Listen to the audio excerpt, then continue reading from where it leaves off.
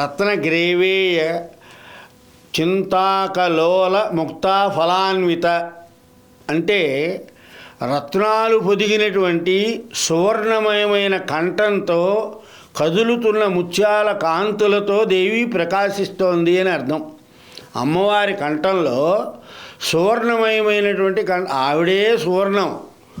ఆ సువర్ణానికి మెరుగు పెడితే ఎంత ఇదిగా ఉంటుందో అమ్మవారు తన కంఠంలో సువర్ణమయమైనటువంటి కంఠహారాన్ని ధరించింది.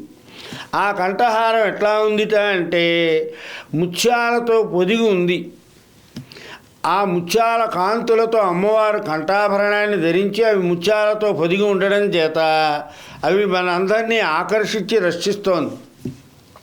ఈ కంఠాభరణానికి చింతాకము అని పేరు. ఈ ఆభరణంలో ఏమిటి చింతాకము అంటే ఆభరణం కింద ముత్యాలు వేళ్లాడుతూ ఉంటే దాన్ని చింతాకము అంటారు. ముత్యాలతో కూడిన రత్న కంచిత సువర్ణమయ కంఠాభరణం అమ్మవారు ధరించి దేవి నిండుగా ప్రకాశిస్తోంది. గ్రీవము అంటే కంఠం. మన ఆంధ్రదేశంలో చింతాకము అనే ఆభరణం ప్రసిద్ధమైంది.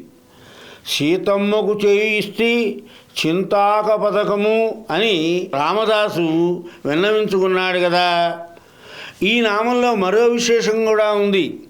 కంఠంలో దేవిని చింతించేవారు గ్రైవేయ చింతాకులు అంటే కంఠంలోనే అమ్మవారిని స్మరించే వారందరూ కూడా గ్రైవేయ చింతాకులు అంటారు. పరమేశ్వరిని ధారాకాశంలో ధ్యానింపలేక అంటే పైకి తేకలేక కంఠంలోనే ధ్యానించేవారందరినీ కూడా ఈ గ్రైవేయ చింతాకులే.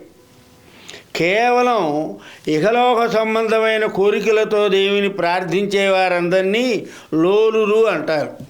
వారికి వేరే వాళ్ళ కోసం ఇహలోక సంబంధమైన ఈ లోకంలో ఇహలోక సంబంధమైన కోరికల కోసం అమ్మవారిని ప్రార్థించే వారందరినీ కూడా లోరురు అంటారు. అట్లా కాకుండా ఈ ఉభయులు కాక కేవలం పరమేశ్వరుని సేవయే ప్రధానంగా భావించే వారందరినీ ముక్తులు అంటారు. వారికి వేరేది లేదు, పరమేశ్వరి సేవయే ప్రధానం. ఈ నామంలోని చింతాక లోల ముక్త అనే పదాలను గనక మనం పరిశీలిస్తే చింతాకులు మధ్యములని, లోరురు సామాన్యులని, ముక్తులు ఉత్తములని భావించాలి మనందరం.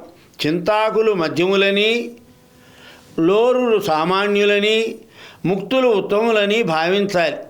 ఈ మూడు విధాల వారు దేవిని ధ్యానించి ధ్యాన గుణమైనటువంటి ఫలితాలను పొందుతారు. ఎవరు ఏ ఫలం కోరినా, ఎవరు ఎంత సేవిస్తారో అంత ఇచ్చే తల్లి ఆవిడ. మనలో ఉండాలి సేవించే తత్వం.